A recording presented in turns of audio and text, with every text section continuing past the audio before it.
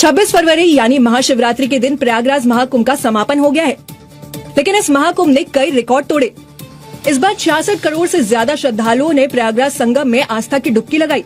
आस्था के साथ साथ महाकुंभ में अर्थव्यवस्था का भी नया कीर्तिमान स्थापित हुआ है। महाकुंभ से प्रदेश ही नहीं, देश की अर्थव्यवस्था को भी मजबूती मिली है। पूरे महाकुंभ में 3.5 लाख करोड़ से ज्यादा का कारोबार हुआ है। ये जो कुंभ मेला पिलग्रिमेज है, ये हर 12 साल बाद होता है, इसीलिए इसको 45 दिन में फैलाया गया है। ये एक बड़ी चीज है, एक बहुत बहुत बड़ी चीज है, और पूरी की पूरी इकोनॉमी फ्रैंकली स्पीकिंग उन्होंने हिला दी है। एक मजाक चीज नहीं है। महाकुंभ से पर्यटन, व्यापार, परिवहन, होटल और धार्मिक सामग्री से जुड़े सेक्टरों को भारी फायदा हुआ है। आंकड़ों के अनुसार इस महाकुंभ में होटल कारोबारियों ने 40,000 करोड़ कमाया। जो कमरे 2 से 3 हजार रूपए के थे, वो 10 से 15 हजार रूपए में लगाए गए। चाय बेचने वालों ने हर रोज 5 से 7 हजार रूपए तक की कमाई की। समोसा कचौड़ी बेचने वालों ने हर रोज 20 से 30 हजार रूपए कमाए। फल विक्रेताओं ने हर रोज 5 से 7 हजार कमाए और खीरा 20 रूपए तक में बिका। पानी बेचने वालों ने भी हर रोज 5 से 7 हजार की कमाई की। बाइक चालकों ने एक राइड के 500 से 700 रूपए लिए। हम तो यकीन करें, अब हमें घरों से अगर मस्जिद हम नमाज पढ़ने भी जाते हैं ना, तो कहते हैं रश वाली जगह ना जाना, घर में ही पढ़ लो। ठीक है, हमें डर है, हर पाकिस्तानी को डर है कि भाई हम अगर बहुत ज्यादा रश में जाएंगे, रोज ज्यादा भीड़ में जाएंगे, तो हमारा मुल्क में नुकसान हो जाएगा। उन लोगों को डर ही नहीं है, खौफ ही नहीं है। काश के आज पाकिस्तान ना बना होता तो मेरा ख्याल है कुंभ के मेले में हम भी गए होते। सिर्फ प्रयागराज ही नहीं, आसपास के धार्मिक स्थलों को भी आर्थिक मजबूती मिली, क्योंकि जो श्रद्धालु प्रयागराज आए थे वो रामलला और काशी विश्वनाथ के दर्शन के लिए अयोध्या और वाराणसी भी पहुंच रहे थे। जय हिंद दोस्तों, महाकुंभ का समापन 26 फरवरी को हो चुका है, लेकिन इसके आंकड़े अब आने शुरू हुए हैं। 67 करोड़ से ज्यादा लोगों ने इस महाकुंभ में स्नान किया और 3.5 लाख करोड़ रुपए की अर्थव्यवस्था में एक बूस्ट मिला है। तो दोस्तों, इससे पूरे भारतवर्ष में एक खुशी का माहौल है, लेकिन पाकिस्तान में मातम क्यों छाया भाई? महाकुंभ से सिर्फ 110 करोड़ सनातनियों की सोच नहीं बदली है। महाकुंभ से सिर्फ दुनिया की सोच नहीं बदली है, बल्कि महाकुंभ से यूपी की पूरी अर्थव्यवस्था बदल गई है। ठेला चलाने वाले से लेकर सरकार तक सबका खजाना भरा। यह 45 दिन ना हिंदुस्तान भूल पाएगा, ना अयोध्या, ना काशी और ना प्रयागराज वाले भूल पाएंगे। जितनी कमाई 365 दिन में होती है, उतनी कमाई सिर्फ 45 दिन में हो गई। महाकुंभ में रिक्शा चलाने वाला लखपति बन गया। महाकुंभ में दुकान लगाने वाले लाखों कमा गए। महाकुंभ में नाव चलाने वालों ने साल भर की कमाई 45 दिन में कर डाली। अयोध्या में 45 दिन में प्रसाद बेचने वाला भी लखपति बन गया। मंदिर के रास्ते पर पूजा पाठ का सामान बेचने वाला भी माला माल हो गया। कुंभ के समय में हम लोगों की गाड़ी कभी भी कोई गाड़ी खाली नहीं रही, जो कि हम 6 महीने 8 महीने साल भर में जो कारोबार करते हैं, वो हम लोगों ने 45 दिनों में ही उतना कारोबार किया है गाड़ियों से। काशी में तो 100 करोड़ के रुद्राक्ष और 30 करोड़ के चंदन के टीके लग गए।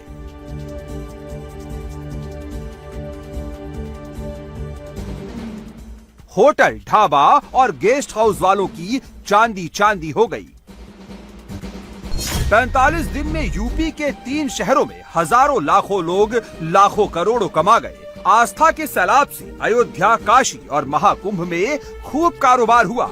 खटाखट कमाई हुई, फटाफट इनकम सोर्स बढ़ा। 45 दिन के महाकुंभ से सरकार ने भी कमाया, रेलवे ने भी खूब पैसा बनाया और कमाई दुकानदार, ठेले और दातुन वालों की भी हुई। आस्था के सैलाब से यूपी की अर्थव्यवस्था को नया बूम मिला है। महाकुंभ के 45 दिन में यूपी में 4 लाख करोड़ से ज्यादा का कारोबार हुआ है। अकेले महाकुंभ से 3 लाख करोड़ से ज्यादा की अर्थव्यवस्था खड़ी हुई है। अकेले यूपी सरकार को 25 से 30 हजार करोड़ रुपए की आमदनी हुई है। अगर हम 45 दिन के आस्था के सैलाब का बही खाता खोलें, अगर हम महाकुंभ से कमाई की बात करें, तो महाकुंभ के समापन के बाद ये पहला वीकेंड है। महाकुंभ से रेलवे का खाली खजाना ही भर गया है। महाकुंभ से सिर्फ रेलवे ने ही पैसा नहीं बनाया, महाकुंभ से सबसे ज्यादा फायदा होटल, गेस्ट हाउस वालों को हुआ। महाकुंभ में इतनी भीड़ आई कि 3000 का कमरा 15,000 में मिल रहा था। जो महाकुंभ से पहले 500-700 रुपए में कमरा मिल रहा था, उनकी कीमत 4000-5000 पहुंच गई।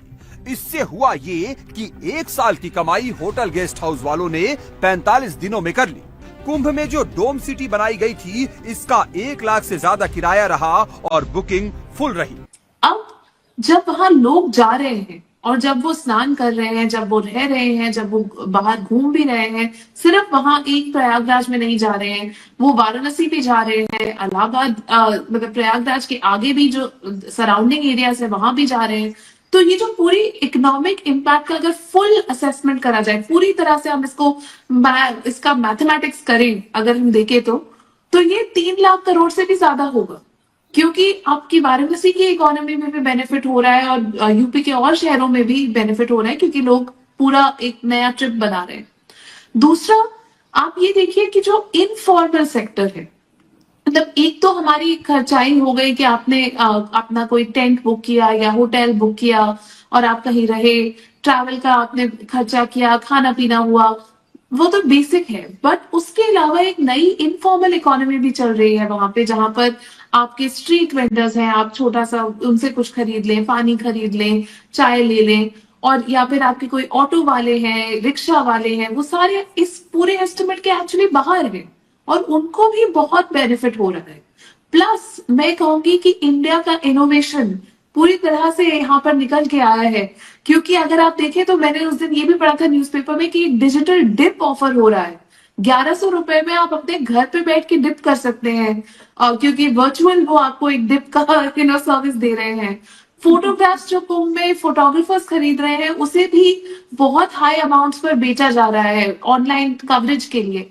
तो ये जो पूरी एक नई, एक तरह से मैं कहूंगी इनोवेटिव इकोनॉमी भी खुली है, उससे मुझे लगता है कि अब एक पूरे देश के लिए एक टेम्पलेट बन गया है कि कैसे इस रिलीजियस टूरिज्म से हम बहुत सारे जॉब्स जनरेट कर सकते हैं, हम लोगों को खुशी भी दे सकते हैं और साथ में इकोनॉमी के लिए भी अच्छा कर सकते हैं, और अपनी श्रद्धा को भी साथ में रख के हम आगे बढ़ सकते हैं। तो ये एक बहुत ही नया इनोवेटिव मॉडल मेरे हिसाब से भारत विश्व को दे रहा है रिलीजियस टूरिज्म। तो दोस्तों, आपने ये वीडियो देखी और आपको आइडिया लग गया होगा कि इस महाकुंभ में 67 करोड़ से ज्यादा लोगों ने स्नान किया। पाकिस्तान की आबादी कितनी है? 25 करोड़, और 25 करोड़ दोगुना मतलब 2.5 गुना पाकिस्तान की आबादी के बराबर लोगों ने यहाँ पे स्नान किया, और इसमें 3.5 लाख करोड़ रुपए का बिजनेस हुआ है, जिससे पूरे उत्तर प्रदेश की अर्थव्यवस्था में एक पंख लगे हैं। हर एक चाय बेचने वाले ने 5 से 7 हजार रुपए पर डे कमाए हैं, समोसा कचौड़ी बेचने वाले ने 25 से 30 हजार रुपए पर डे कमाए हैं, और छोटे छोटे काम करने वाले लोगों ने भी हजारों में पर डे रुपए कमाए हैं। कुछ लोगों के इंटरव्यूज देखे मैंने, जिसमें वो कह रहे हैं कि हमने साल भर की कमाई इन 45 दिनों में कर ली है, और लाखों लोगों को यहाँ पर करोड़पति अरबपति बनते देखा है। दोस्तों, आप देख रहे हैं कि पाकिस्तान के लोग भी चाहते थे कि महाकुंभ में आए अगर भारत पाकिस्तान ना बना होता। एक इंटरव्यू देख रहा था जिसमें पाकिस्तानी कह रहा है, आई थिंक इसी इंटरव्यू में आपने वो देखा होगा, पाकिस्तानी कह रहा है कि हमें कहा जाता है कि ज्यादा भीड़ भाड़ वाली जगह में मत जाना, ज्यादा भीड़ भाड़ वाली जगह में नमाज पढ़ने मत जाना, क्योंकि पाकिस्तान में तो आपको पता ही है कि कहां बम फट जाए। पाकिस्तान में तो चप्पल तक सेफ नहीं है और गिलास कटोरे तक सेफ नहीं है जो मस्जिद में लगाए जाते हैं, उन पर भी चेन लगाई जाती है, और मस्जिद के बाहर बकायदा 2-4 आपको गार्ड्स मिलेंगे जो गन लेकर खड़े हैं। क्या पाकिस्तान कभी शांति से रह पाएगा, या पाकिस्तान में ये सब चलता रहेगा जब तक लोग कहते हैं कि पाकिस्तान में नरेंद्र मोदी जैसा लीडर ना पैदा हो, या फिर लोगों में भारतीयों की तरफ माइंडसेट ना बने, तब तक पाकिस्तान का कुछ भी नहीं हो सकता, पाकिस्तान का बेड़ा पार नहीं होगा। और सुनने में यह भी आ रहा है कि पाकिस्तान के लोगों के पास जो कटोरा था भीख मांगने वाला, उस पर छेद हो चुका है। अब भीख कहां से मिलेगी? आप क्या समझते हैं? आपके क्या विचार है? कमेंट कीजिए। चैनल पर नए हैं, चैनल को भी सब्सक्राइब करें। हम आपको मिलते हैं अगले वीडियो में, तब तक अपना ध्यान रखिए। जय हिंद, जय भारत, जय श्री राम।